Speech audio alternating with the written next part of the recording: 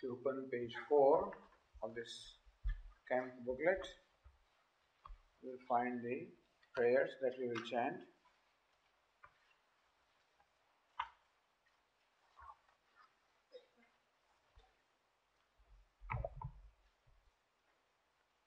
Om Sahana Vavatu Sahanau Bhunaktu Sahaviryam Karavavahai Tejasvinavadhitamastu ma vidvishavahai. Om Shanti Shanti Shanti. Om Purnamada Purnamidam Purnat Purnamudachyate Purnasya Purnamadaya Purnamevavashishyate. Om Shanti Shanti Shanti. Shruti Smriti Purananam Alayam Karunalayam Namami Bhagavat Padam Shankaram Lokashankaram Shankaram Shankaracharyam Keshavam Badarayanam Sutra Bhashya Krutau Vande Bhagavantau Punah Punaha Ishvaro Gururatmeti Murtiyeda Vyomavadvyaptadehaya Dakshinamurtaye Namaha. Gukarastvandakaro vai Rukarastanivartakaha Andhakara nirodhitvad Gururitya vidhiyate. Sadashiva Samarambham Shankaracharya Madhyamam Asmadacharya Paryantam Vande Guru Paramparam.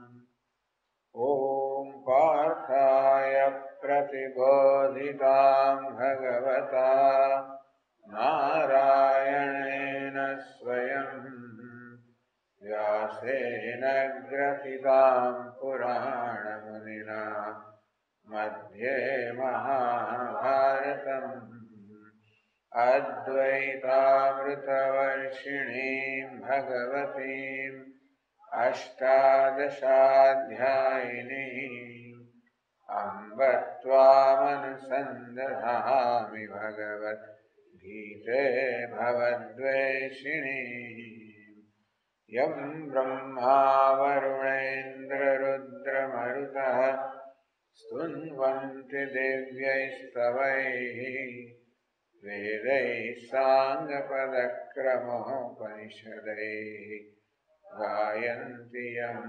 Samagaha Dhyanavasthita Tadgatena Manasa Pashyanti Yam Yoginaha Yasyantanna Vidussura Suraganaha Devaya Tasmai Namaha.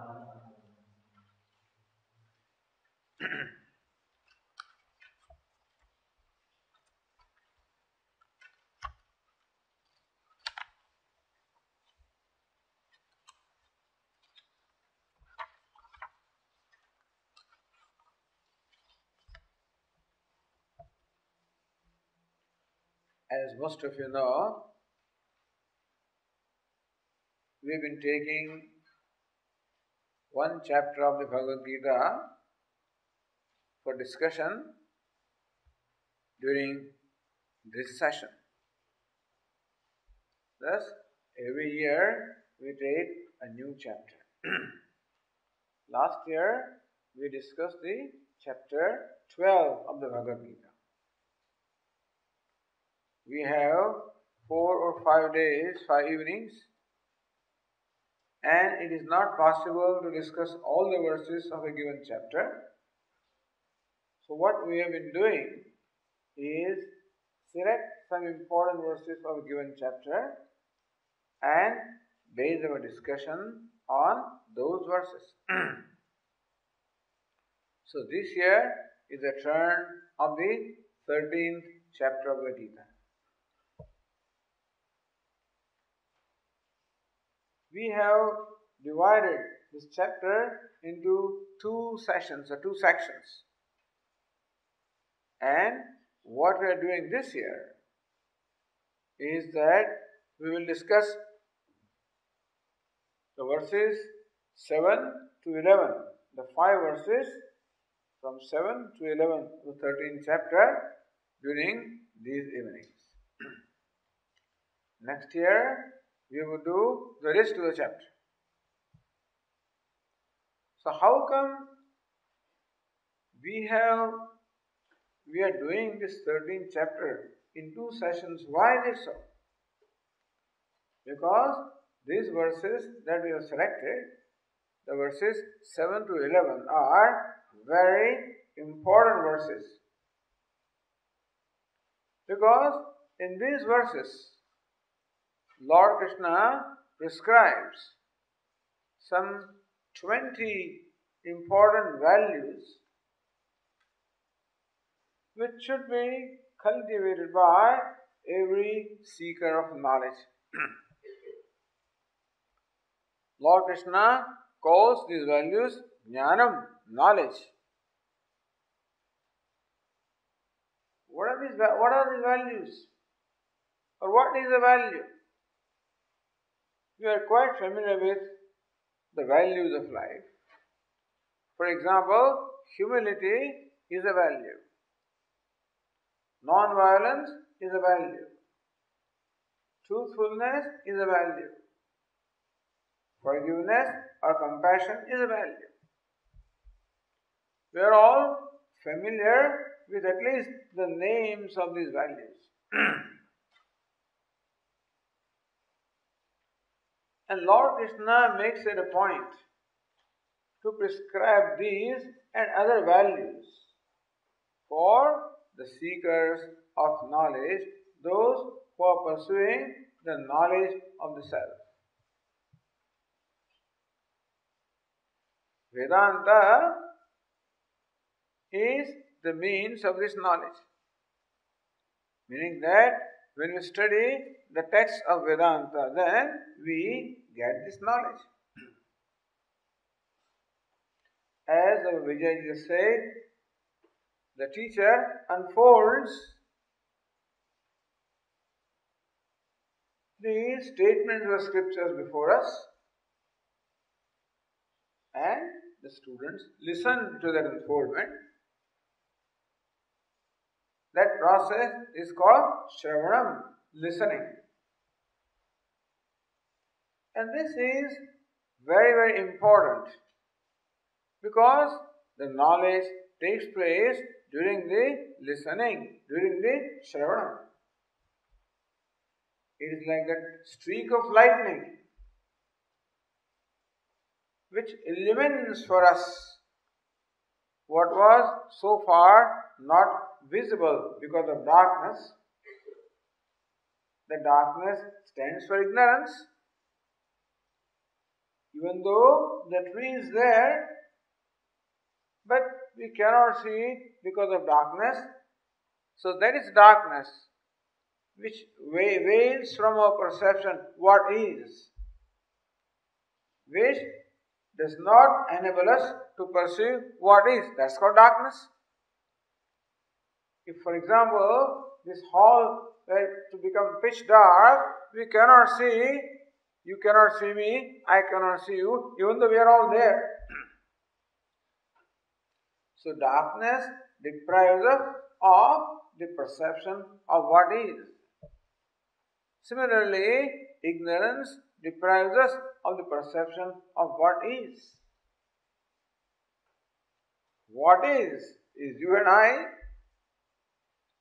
Upanishad says, what is God. What is Brahman. Sarvam khalvidam Brahman. What there is Brahman, is God. But we don't see that fact. Therefore, the teacher enables us to see what is by removing the ignorance from our mind.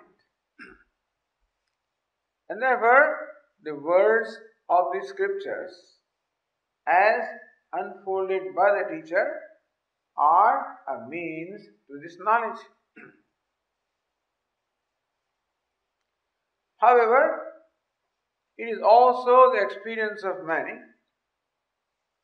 that in spite of listening to the teachers for a given length of time,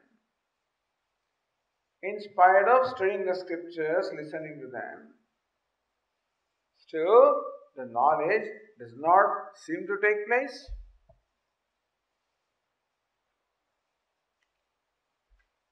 But scriptures such as Upanishads, such as BGita, they are revealing the nature of self. So when we listen to the scriptures, knowledge should take place in us. If in spite of listening and studying, knowledge does not take place, it means that there is something else also required along with listening, along with Shravana, along with study. And that is a certain disposition of mind, a certain preparation of mind.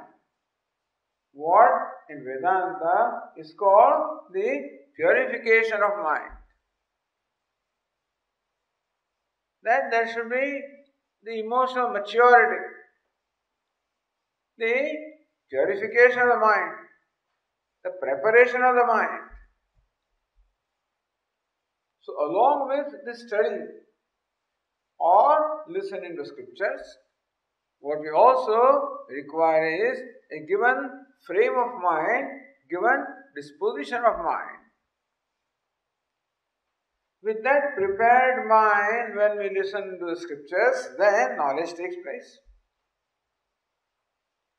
So for the knowledge to take place, we require, of course, the study of the scriptures, at the same time, a prepared mind.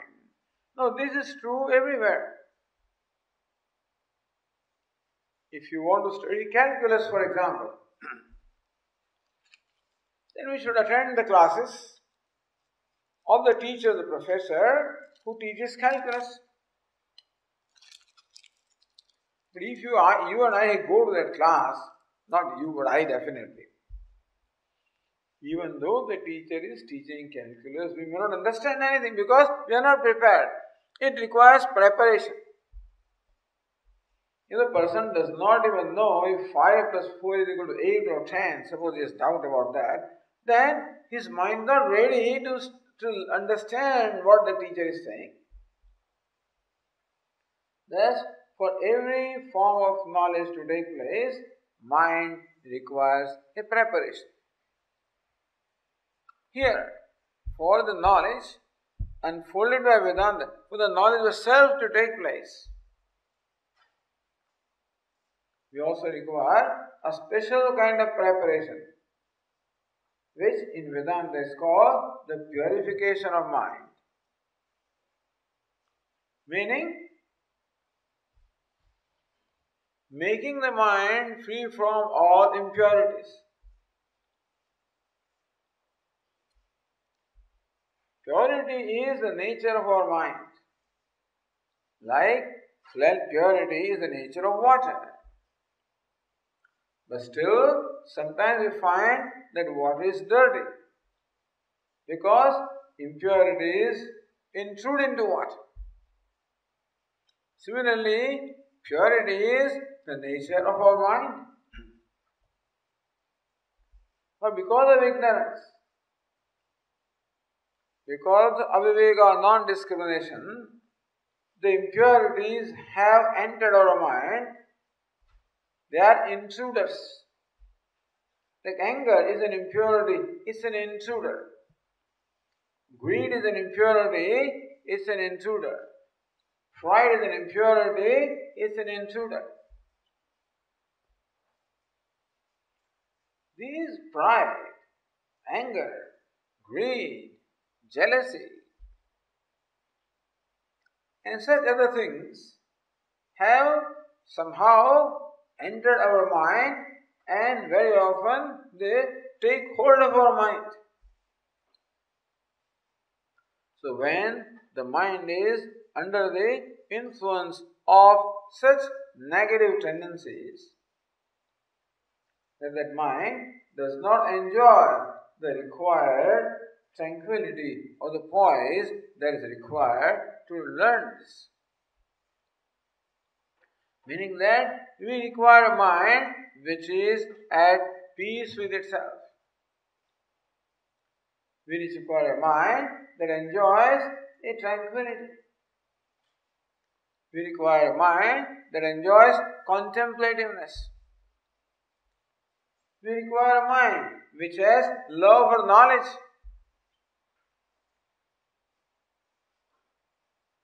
And all these things will automatically happen as the purification of our mind takes place, as we get rid of the impurities. Now those intruders or enemies have come into our mind, and now it becomes our job to get rid of them. That process is called the process of purification of the mind, which is a very important preparation. Swamiji, what happens when the mind becomes purified?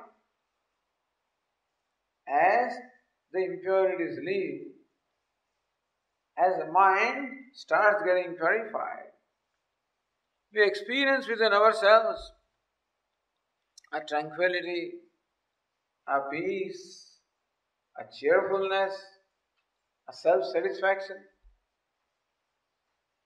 And therefore, it is in our own best interest to cultivate these qualities, to these values. Because the immediate result is the inner tranquility, inner poise, inner cheerfulness of the mind, happiness of the mind. So not only we require these values or these good qualities, such as truthfulness, such as non-violence, such as humility, we require not only for the knowledge of the self, we require them even for our day-to-day life. To enjoy life, to enjoy what we have. Also, we require a certain kind of mind. Is it not so? There seems to be a general conclusion that more the merrier. More means of enjoyment you have, happier you are. And therefore, we seem to surround ourselves with more and more means of enjoyment, more and more means of pleasure.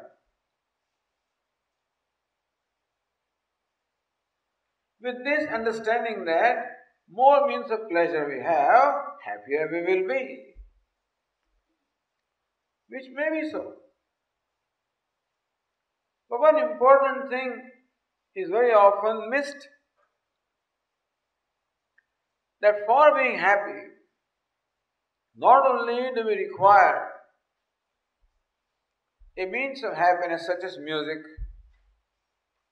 such as television, such as sports, such as whatever, internet, WhatsApp, Facebook.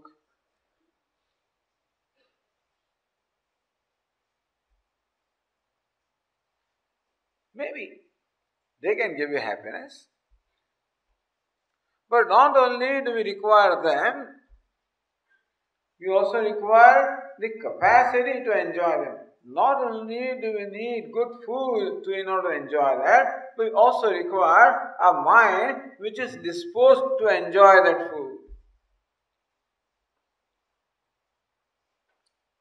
even though the best of the food will be served to me, the manner in which it is served to me, suppose, is thrown at me. I feel insulted, I feel hurt, I don't want to eat. I love that food, but then I am hurt because of the way I am treated. If I feel hurt in my mind, I cannot enjoy that food. What is in front of me? Is it not so?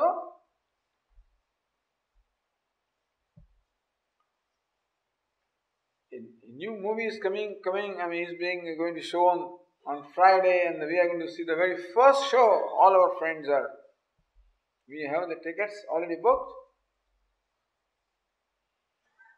and we are on our way to the theater. On the way, the news comes to me that I have failed a given test.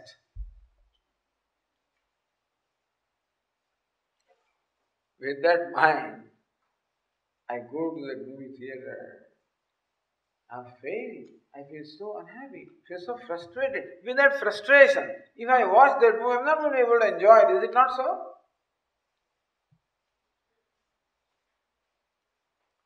So is it not true that even to enjoy ordinary things, we require a certain disposition of mind? So if we require it for our day-to-day life, then what we talk of its requirement for our spiritual growth? Therefore, these values that Lord Krishna prescribes in the 13th chapter are very important for us, both for the pursuit of knowledge of the self that we are all doing, at the same time to make our day-to-day life also much more rewarding. In fact, Vedanta teaches us that we do not require anything other than ourselves to be happy.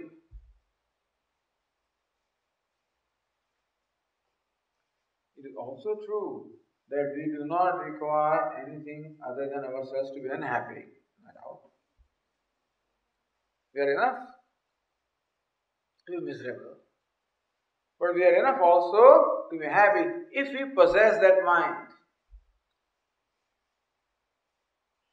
Therefore, we have to cultivate that mind. And for that, Lord Krishna prescribes these values. So these 5 verses describe some 20 values, as we will see. And Lord Krishna, in the last verse, calls it Etad Jnanam iti proktam. This is called Jnanam. It is called knowledge. Lord Krishna calls these values as knowledge because they are extremely important or they are unavoidable. We have to cultivate them for gaining the knowledge. What is the value? Non-violence is a value. Truthfulness is a value. Honesty is a value. Do you know what is the basis of these values? It is that each one of us loves these values. Each one of us loves non-violence. Each one of us loves truthfulness, honesty, humility, compassion, charity. Each one of us loves these values. Swami, how do you say that? What we like or what we love is decided not so much by the way we behave or what we do. Even though we love truthfulness, very often we do tell lies. Even though we love honesty, very often we do find ourselves dishonest. even though we love kindness, sometimes we do find ourselves cruel. Swami, if as you say you love kindness, then how come sometimes you find it to be cruel also?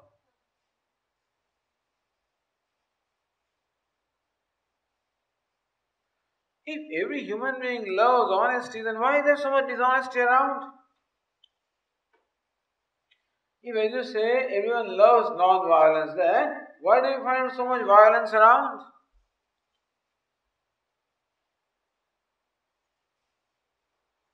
What I love is not determined from what I do. What I love is determined from what I want you to do. Meaning, from what I expect from others. Each one of us expects something from the others. I expect that others means you. You should be kind to me. I do not want you to be cruel to me. I want you to be kind to me. I want you to tell me truth. I do not want you to cheat me. I want you to be honest to me. I want you to tell me truth. I do not want you to hurt me. I want you to help me. Isn't that so? Are we not all in agreement with this? In terms of what we expect from others. All of us are in agreement. Nobody would want to be hurt. Nobody would want to be cheated. Nobody would want to be insulted. Nobody would want to be robbed. Nobody.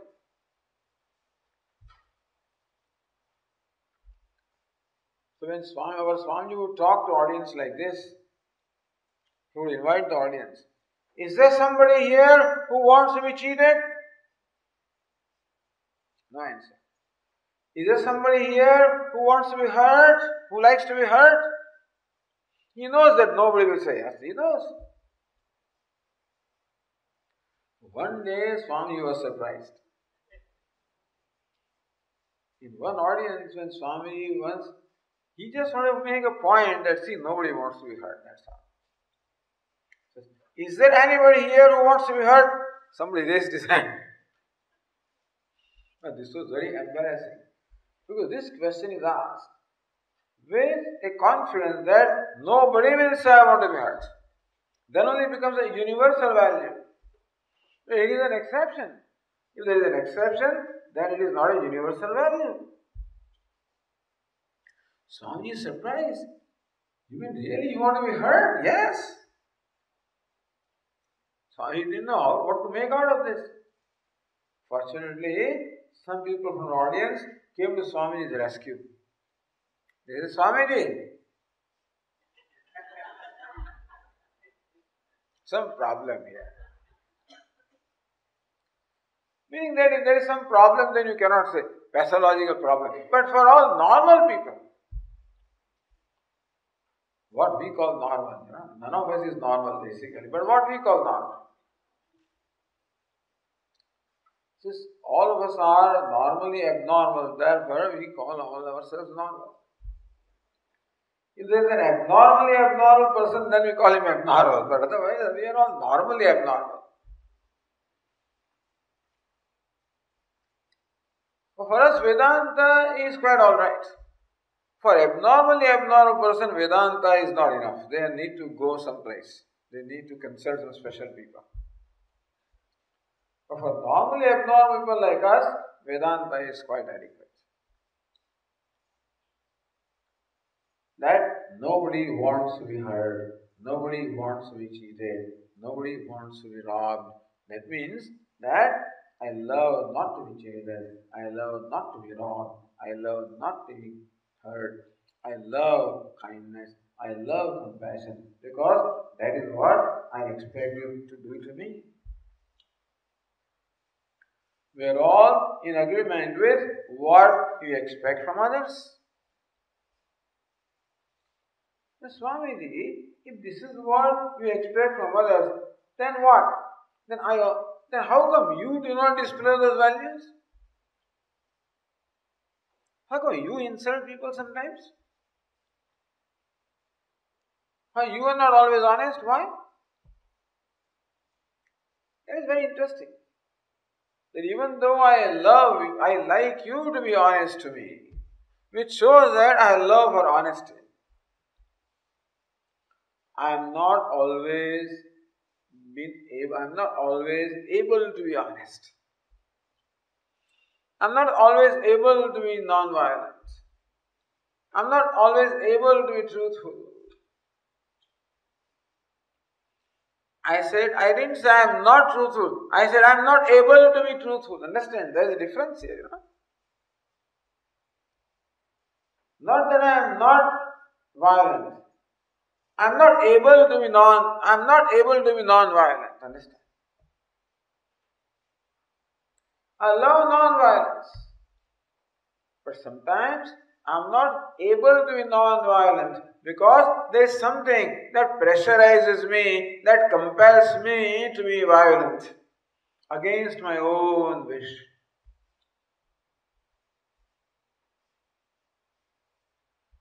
Arjuna asked this question of Lord Krishna in the 3rd chapter of the Gita. Atha kena prayuktoyam papam chardi purusha anichanna vivarshaya baladiva niyojita. Arjuna says, hey Varshane, O Lord Krishna, kena prayuktoyam purusha papam chardi, impelled by what? Compelled by what does this person conduct himself or herself in an unbecoming manner?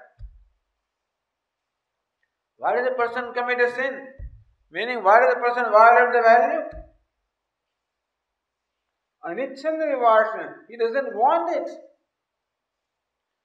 Given a choice, a person would always want to be honest. This is very important to know. Vedanta teaches us that every person by nature is a kind, loving, good person. Even what we call a criminal also is inherently a kind, good, loving person. He is a very cruel person. He is cruel not by choice, he is cruel because of helplessness.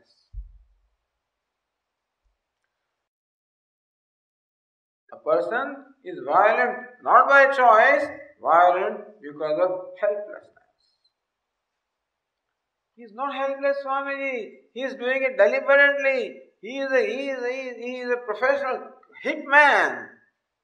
And he plans and he hits a person. He commits a murder in cold blood. Why do you say he is helpless? Outwardly, he does not seem to be helpless, but inwardly, he is helpless. Something within that person compels him to act in this manner, which is in violation to the accepted values or accepted norms of life.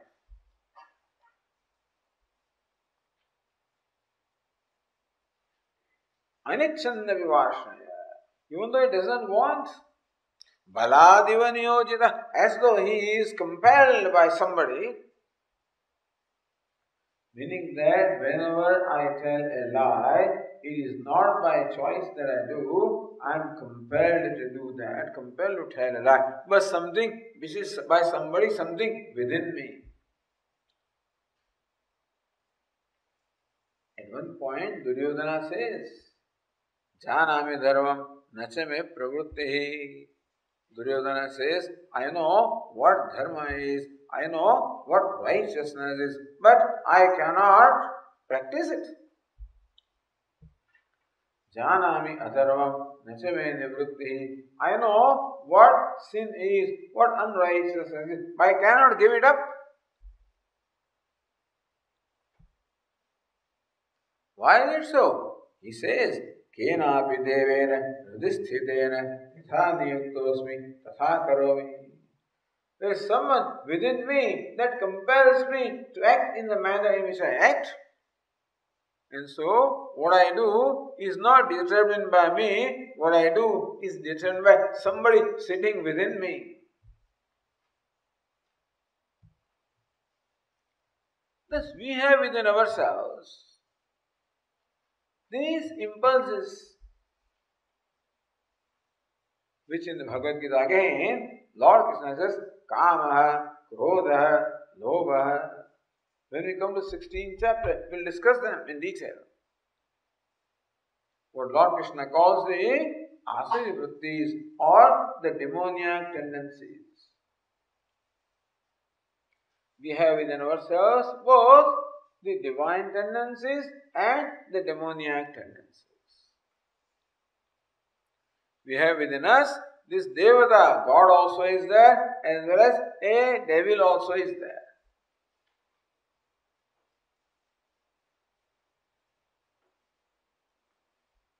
Sometimes the question is asked, Swamiji, what's the reason for this evil? Why is there cruelty? Why is there violence? Answer is ignorance. It is ignorance that creates these demoniac tendencies, these evil tendencies. And so, each one of us has both the divine tendencies in terms of the love and compassion and kindness and goodness. And because of ignorance, we also have acquired, unfortunately, these demoniac tendencies in terms of anger or greed or jealousy, etc. And whenever these evil tendencies control us, then we act as controlled by them. Meaning that when I do something, when I am angry, it is not I who is doing or talking that, it is my anger that does it. And therefore, we have to extricate ourselves from the control of these negative tendencies by deliberately cultivating the positive or the divine tendencies. We have to do this deliberately. We have to initiate this process. It will not automatically take place. Meaning that anger will not automatically go away. Greed will not automatically go away. Pride will not automatically go away. We have to drive them out.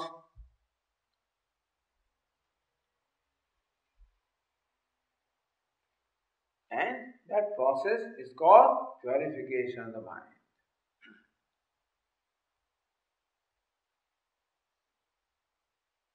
So there is a basis of these values of non-violence, truthfulness, and as the universal values. Each one of us loves these values. We are all born with a natural love for truthfulness. We are born with a natural love for non-violence, a natural love for honesty.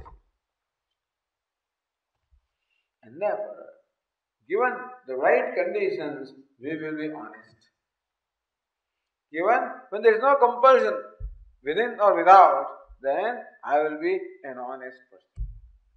If there is no compulsion, within or without, I will be a truthful person, a kind person, a charitable person. And that is what I like about myself. I do not like myself when I am a cruel person. I don't like myself. When out of anger I say something and hurt the feelings of somebody else, then I am not happy about myself. I am not proud that I did something good. I am not unhappy with myself.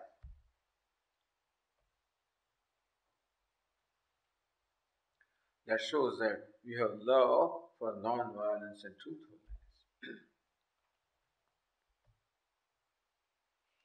And so, Lord Krishna, in the 13th chapter, in the verses that we have selected, teaches us some values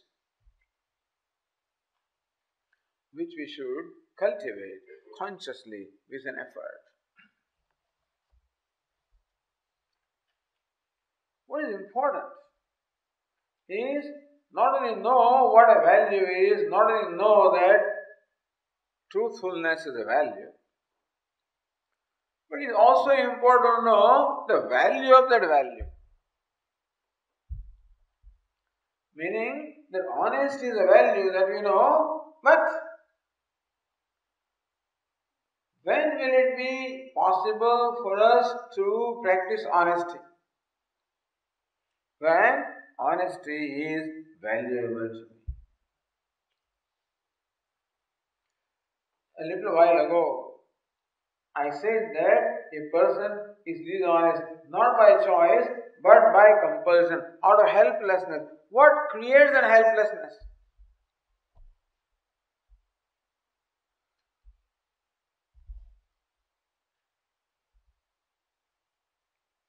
Then, if you look at our own mind, we find that we have two sets of values. One is a set of what we call universal values, which we just mentioned, such as non-violence, truthfulness, kindness, charity, compassion, love. These are the universal values. Every human being loves them.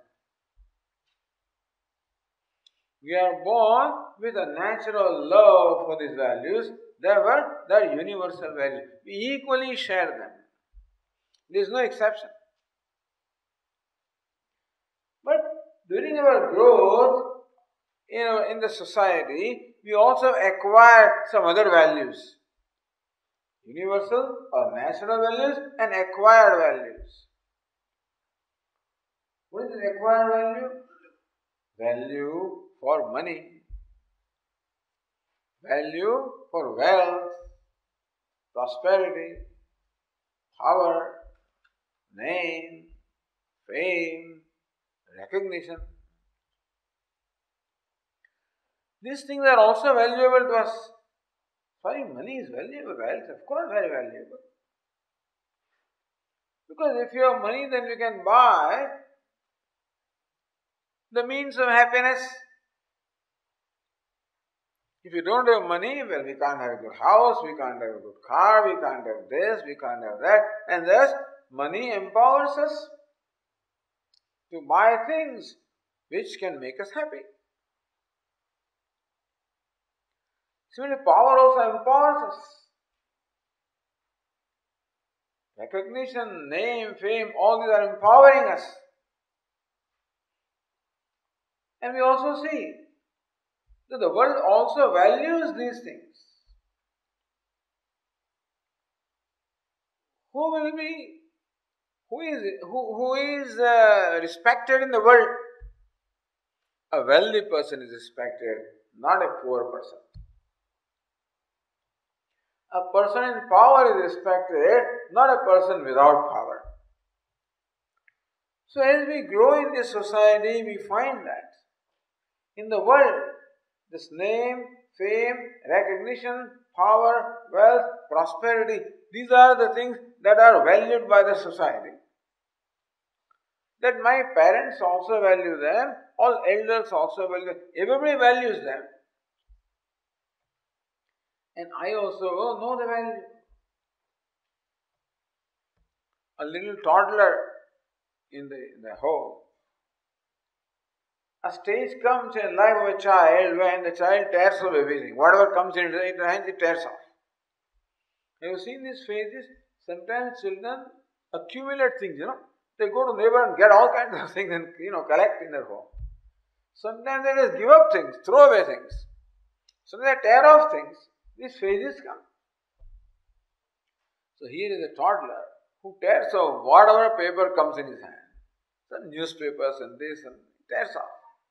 Mother sees that. She doesn't seem to mind much. One day, there was a green piece of paper which came in the hand of this toddler, and mother saw it. Hey, no! Don't tear that! That is money! This poor thing doesn't know what money is.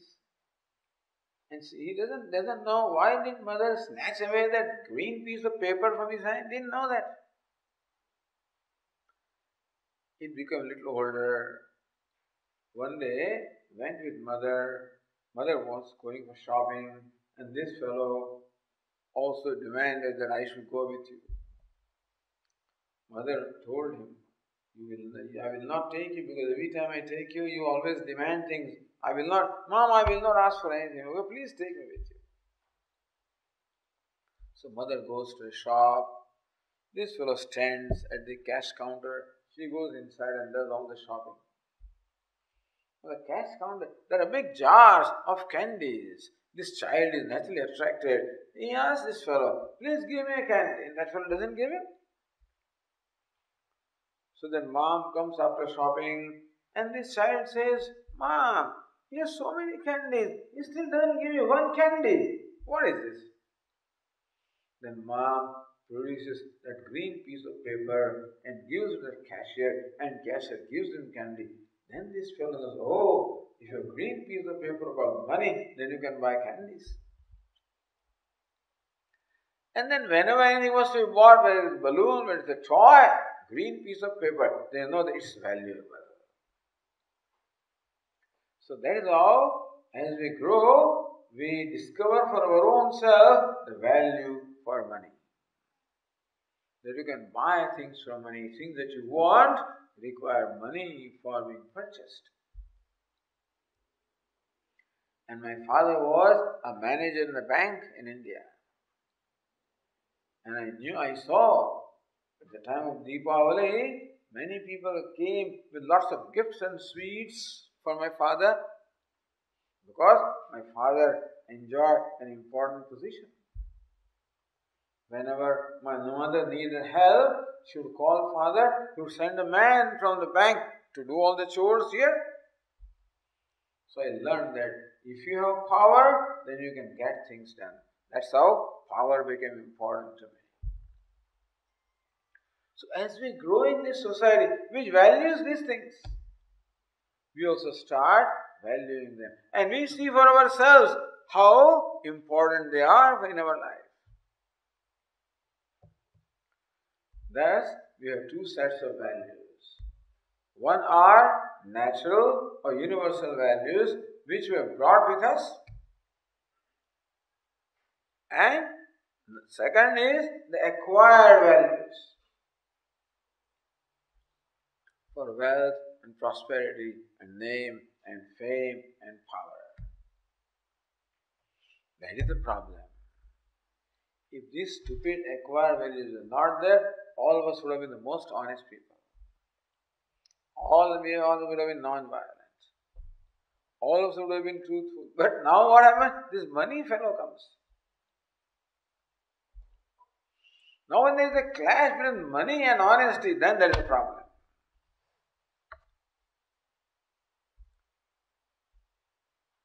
Suppose, my father had a shop, and sometimes he even come home for lunch, then, I would go and sit there. My father would say, this costs 50 rupees, 100 rupees, 500 rupees, this, that, Somebody comes along and asks me price. How much does it cost? I know that fellow will give me whatever I ask for, 1,000 rupees.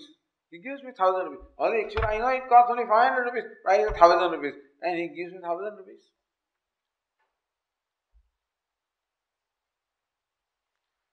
So when I know that this person will give me whatever I ask for, I have a choice to say 500 rupees because that's the real cost I know. Even if it's 1,000 rupees, I know that this person will give me. All I need to do is just to tell a small lie. That's all I need to do to get 500 rupees. That's a lot of money. So now when there is a clash between these two values, what we call the universal values and acquired values, then more often than not in that clash, these acquired values, they win, the money wins and honesty loses.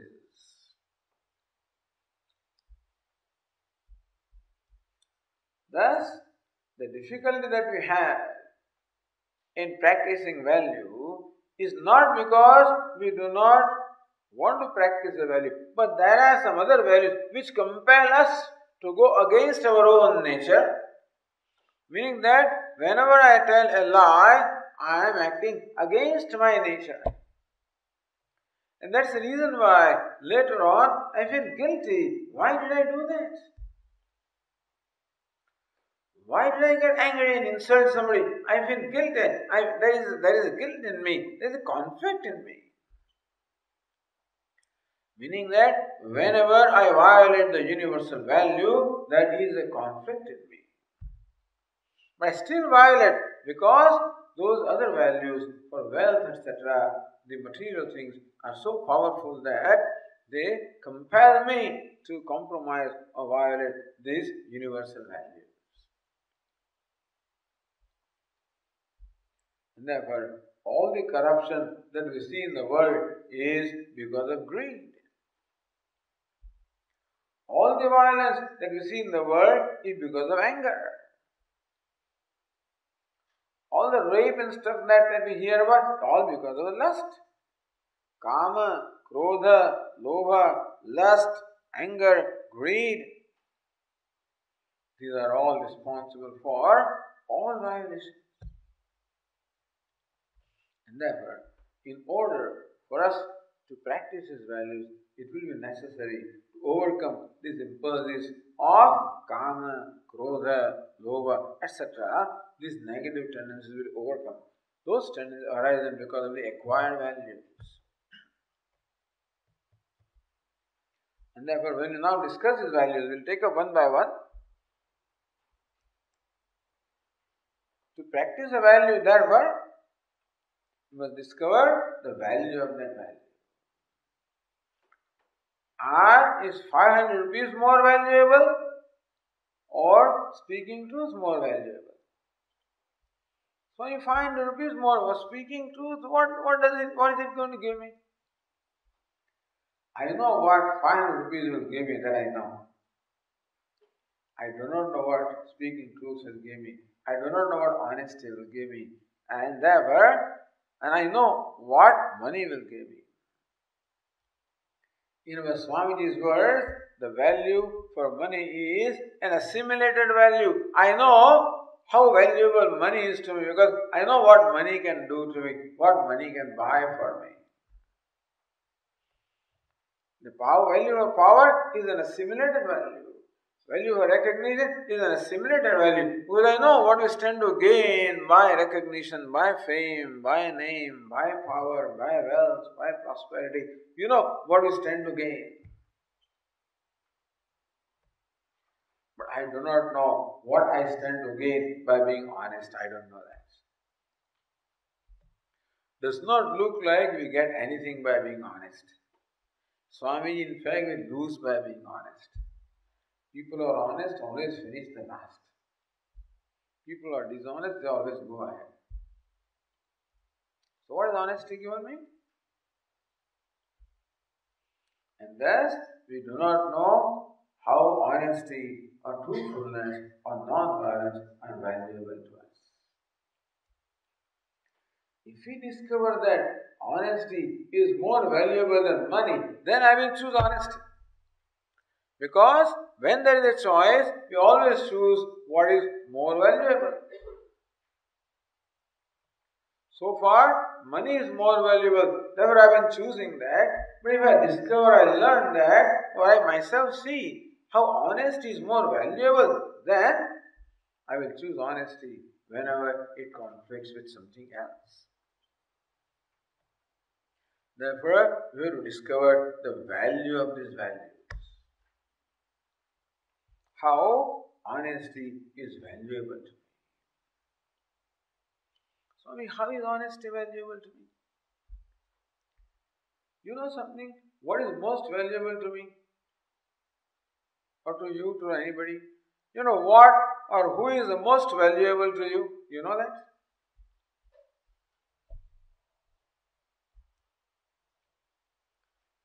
Who or what is the most valuable to us? What is it? My own self. I am the most valuable to me. Understand this. And money becomes valuable to me because money adds to my happiness. Therefore, money is valuable. I am the most valuable to me, and therefore, happiness, which is my nature, becomes the most valuable to me. So understand that a happy I is the most valuable to me. And money becomes valuable because money, I think, will give me happiness. The power becomes valuable because I think that power will give me happiness.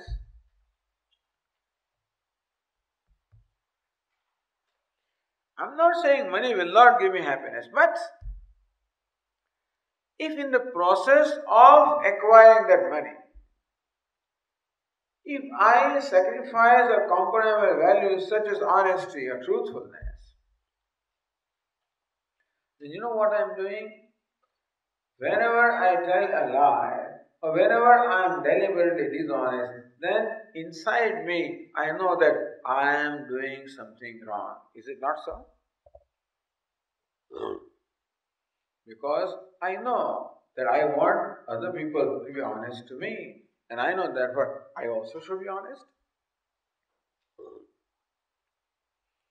And still, if I deliberately sacrifice honesty, then inside me I know that I am doing something which is not right, something that is wrong.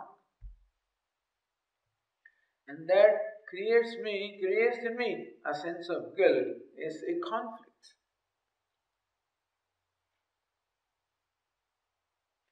So now, for those 500 rupees, I told a lie and I got away with 500 rupees, all right, which may buy me something which may add to my,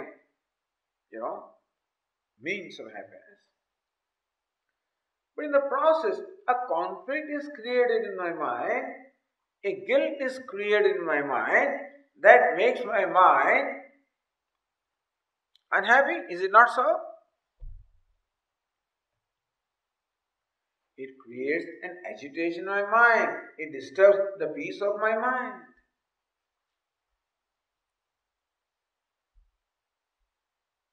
I just told you that when my mind is disturbed, I cannot enjoy what I have.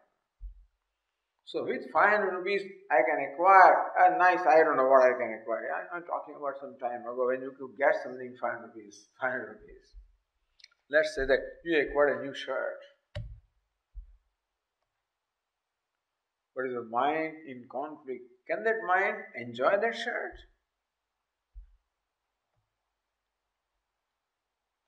That's the very reason why I compromise truth for getting happiness.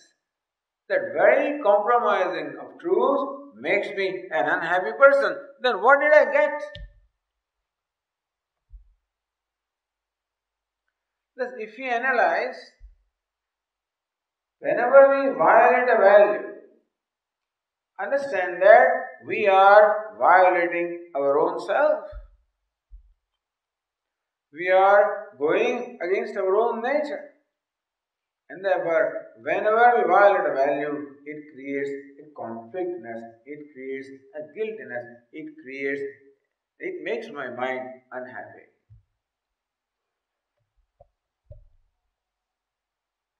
Now, this we have to see.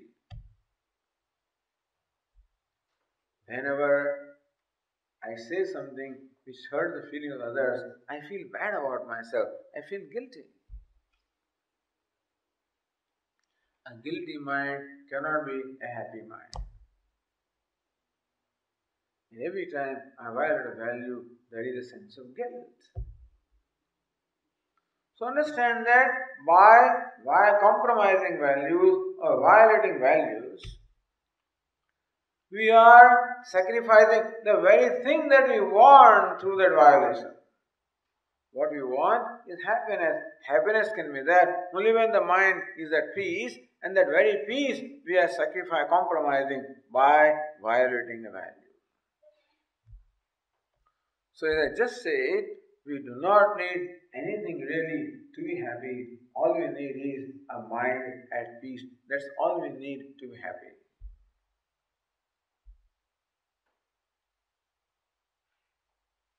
Then even a sunrise will make you happy. Sighting a moon will make you happy. A flower will make you happy. A child will make you happy. Your own self will make you happy. You don't, what else do you need? To be happy, you do not need anything. Whatever is there is the means of happiness. Therefore, to be happy, we do not need anything other than that frame of mind which is at peace with itself, which is free from conflict, which is free from guilt, which is at peace with itself. That's all we need to be happy. To be wealthy, you need wealth. To be powerful, you need power. To be famous, you need fame. To be happy, what do you need? You need yourself with a mind at peace. That's all you need. Understand that happiness is not out there. Happiness is a state of mind. Happiness is a disposition of mind. When the mind is at peace with itself, then it is happy. Therefore, to be happy, really, we do not need to accumulate things. What we need to do is to cultivate that mind that enjoys peace and purity. And for that, these values are the means. Therefore, these values are very valuable. Basically, I am valuable. The happy I is valuable. Therefore, happiness is valuable. Therefore, a mind at peace becomes valuable. Therefore, these values that create a peaceful mind become valuable. See the sequence? The happy I is most valuable. And I can be happy only when I enjoy a mind at peace. And these values create a mind at peace. Therefore, the values become valuable.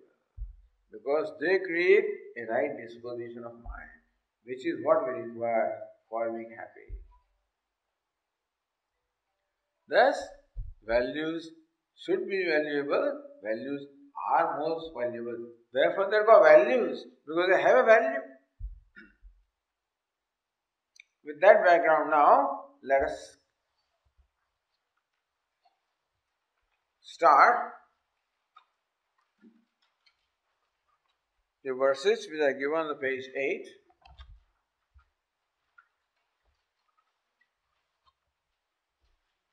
Let me read I will read all the verses one by one, you repeat after me. We will make it a point every day to repeat these verses.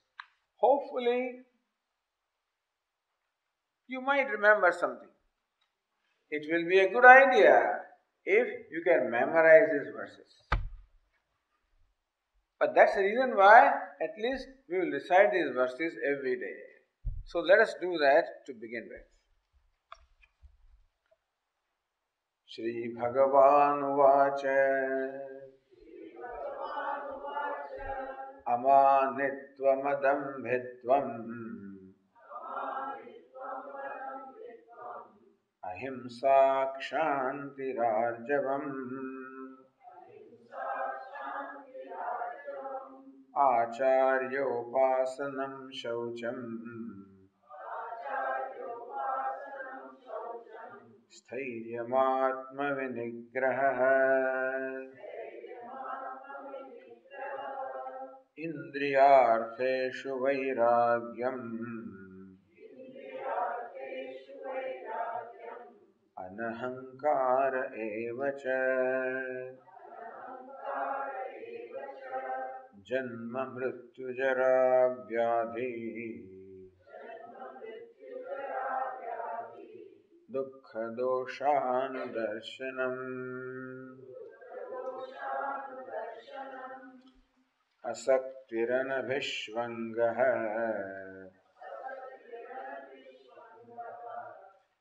पुत्रदारगृहादिषु नित्यं च समचित्तत्वम् इष्टानिष्टोपपत्तिषु मयि चानन्ययोगेन भक्तिरव्यभिचारिणी विविक्तदेशसेवित्वम् अरतिर्जनसंसदे अध्यात्मज्ञाननित्यत्वम् तत्त्वज्ञानार्थदर्शनम् एतज्ज्ञानमिति प्रोक्तम्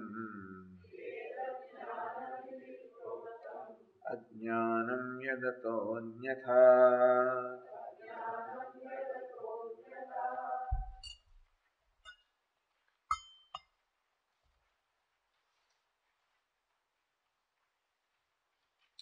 See the last line that you just read? Lord Krishna says, Etad jnanamiti proktam ajnanam yadatonyatha. Etad this, jnanamiti proktam is said to be jnanam or knowledge. These 20 values which Lord Krishna outlined, Lord Krishna says, this is knowledge. Ajnanam yat atha anyatha. What is other than this is ajnanam or ignorance. Meaning that amanitvam, adambhitvam, ahimsa, this is jnanam. The opposite of that, manitvam, dambhitvam, himsa, this is ajnanam. Thus we have two paths in our life, the path of knowledge and the path of ignorance. Thus, following these values is the path of knowledge because these values lead to knowledge. And violating these values or compromising values is the path of ignorance because it only makes ignorance more and more confounded. Coming back to the first verse now, Lord Krishna here gives as many as 9 values in this verse. It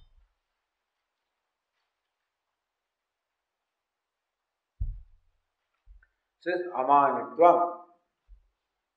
Now you have the word meaning as well as translation. Amanitvam, it says humility. So let's take this word amanitvam, the first value. And manitvam. Means not. Manitvam means pride. Amanitvam, non-pride. Meaning humility. So why does Lord Krishna say non-pride? Because each one of us has pride. Manitvam. Manam means pride. Or it can be translated as demanding respect. Manam means a tendency to demand respect from others. Which tendency comes because we have pride. We are proud of ourselves. Pride is something very common to a human being. Pride means an inflated ego, an inflated value for some qualification that I possess. Each one of us possesses some qualifications. It may be our education, it may be our learning, it may be our scholarship, it may be our skills, it may be our knowledge, it may be our looks, appearance, it may be our strength, it may be being born in a good family. So Vidya, the knowledge, Kulam, a birth in a high family. Name, fame, recognition, all of these are accomplishments that we have in one or the other degrees. And the person is proud of this accomplishment. He has an inflated value for these accomplishments, inflated ego. That is all right. You be proud, doesn't matter. But the problem is that not only I am proud, but that I demand a recognition from you. I demand a recognition that you should recognize me as a learned person. You should recognize me as a handsome person. You should recognize me as a skilled person. You should recognize me as an important person. You should recognize me. Meaning that you should give me respect for my accomplishment, for my learning, for my power, for my position, for my wealth. For that you should give me respect. Demanding respect from others. Manitva means demanding respect from others.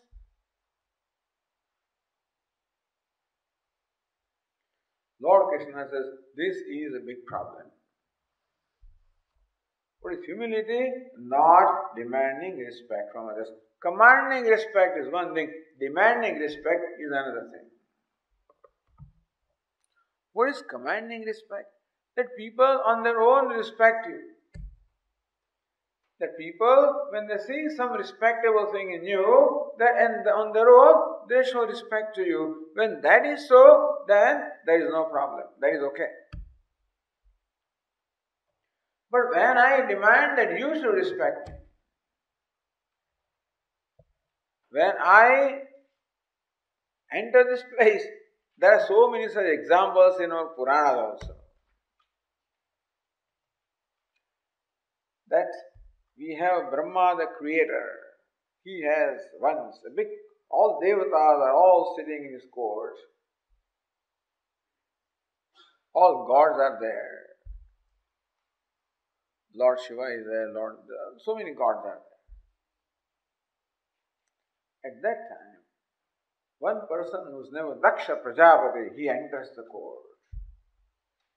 And he has been recently appointed as Prajapati, means the Lord of all the living beings, he is appointed. So when he enters the court, everybody stands up in respect. He is happy. Unfortunately, one god did not stand up. Who is it? Lord Shiva. Lord Shiva did not rise. And Daksha Prajapati saw this and he was angry.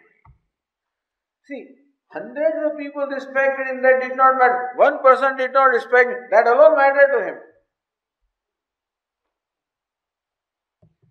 He said all kinds of things to Lord Shiva right in front of everybody. And still his anger did not subside. He decided to teach this Shiva a lesson. So this is what happens to us. When we demand respect, when that respect does not come, then we are hurt. Our pride is hurt. And it doesn't stop there. Then, in my mind, I want to teach you a lesson. Let my time come, then I will teach you a lesson. I will retaliate by insulting you. So, person is proud, is hurt again and again because sometimes other people do not even know that you want respect. Sometimes they know that you want respect, but they don't want to give you. Because just as you demand respect, they also demand respect. If you give them respect, then they'll give you respect. Who should first give? You should first give me respect, then I'll give you respect.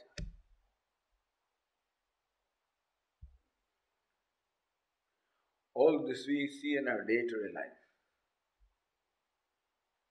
And this Daksha Prajapati was so angry that he made a whole, he organized everything so as to insult this Lord Shiva openly.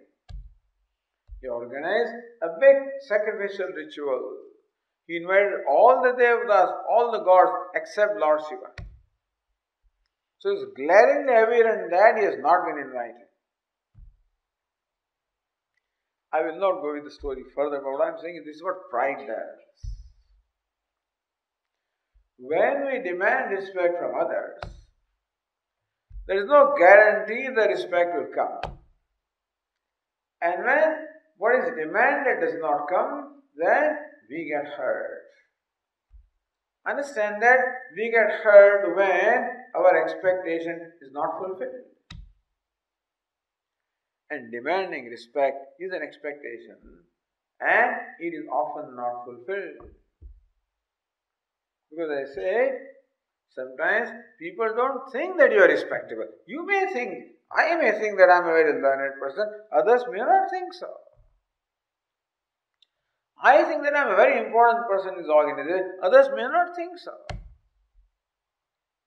Sometimes, even if they know that you are important, they don't want to give you importance also, and therefore they openly will not disrespect you.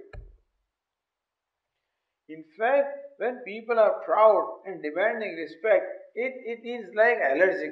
Some people are allergic to them. They want to make it a point not to give them respect. Meaning that whenever you are mani, you are demanding respect from others, it is very likely that you will be disappointed in your expectation and you will be hurt. The pride will be hurt. So this goes against happiness. A hurt person cannot be happy. Will you agree with me? A person is hurt cannot be happy. Even if you have the whole palace with you, everything with you, but you are hurt. You cannot enjoy anything. You can't be comfortable with yourself, and therefore you are not comfortable with anything. Therefore, this manitvam, this demanding respect is something which is Lord Krishna places it first. Because most people coming to Vedanta,